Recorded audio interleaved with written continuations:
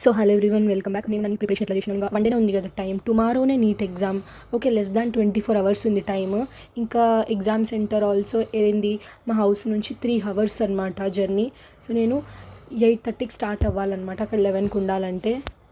ఇంకా నా physics, chemistry, bio అంటారా, బయోలో అయితే అన్ని చాప్టర్స్ కవర్ చేసినాను. But class 11th examples, class 12వి సైంటిస్ట్ ఇన్ఫర్మేషన్ అంతా నా బ్రెయిన్లోకి అస్సలు పోవట్లేదు. కెమిస్ట్రీలో కొన్ని chapters, chemical bonding, biomolecules, coordination compounds, ఇట్లా కొన్ని చాప్టర్స్ చేసినాను.